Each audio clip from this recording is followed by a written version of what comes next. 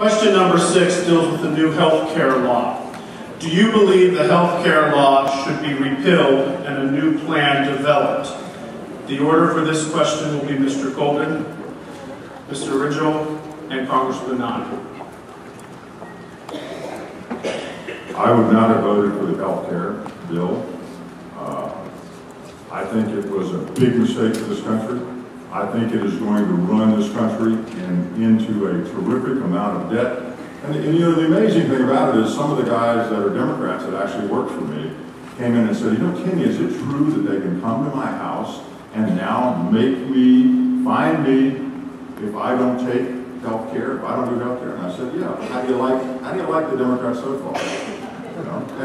And of course, that's exactly what could happen. I believe that our Attorney General, and I just talked to him last night, Ken Cuccinelli, is leading one of the fights, and we're going to win this battle on the 10th Amendment. If I get to Congress, as your congressman, will vote to repeal health care, Obamacare. The president had an opportunity to do the right thing in Blair House. When Eric Cantor said, here's the bill, 80% of what we have in this bill we like. He could have owned the Republican Party if he had said, okay, done it, right then. He didn't. Why? Because he wants to jam health care down our throats. A lady on the radio station called me one day and she said, okay, Mr. Smarty Pants, if you were talking to the president, what would you tell him? I said, well, in the first case, in your first year of your administration, why don't you try to fix Medicare? Why don't you try to fix Medicaid? Why don't you try to fix the prescription drug benefit? Fix those 3 things that we already have in our healthcare system, and then next year we can work on something else.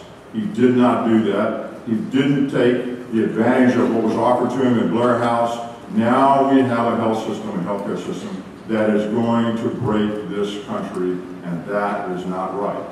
I know, by the way, you didn't vote for it until the last minute.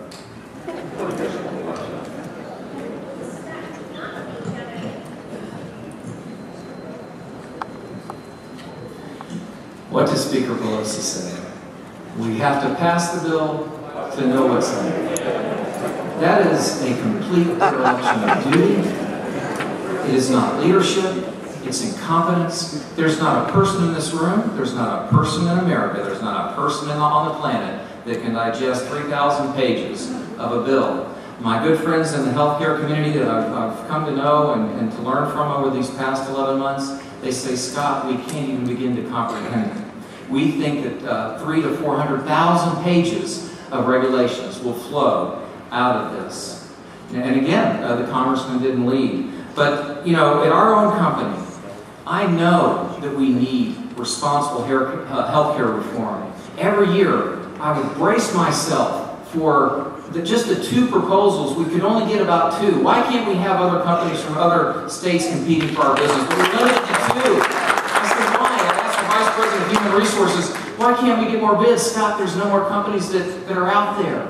And would it go up 18% this year or 30%? See, this isn't theoretical to me. This is reality to me. It's not reality to many people up in Congress. I know we want more people to have health care. I share that goal. What American wouldn't want our fellow Americans to have access to health care? I want to work to make that happen. We've never, ever excluded those with pre-existing conditions from our company. Ever. That wasn't the law. That was just the right thing to do. But you know, voting to repeal this, frankly, Kenny, it ain't going to work. The president's going to veto that. The way to do this is to not fund it. Congress has that third power. It's the third branch of government.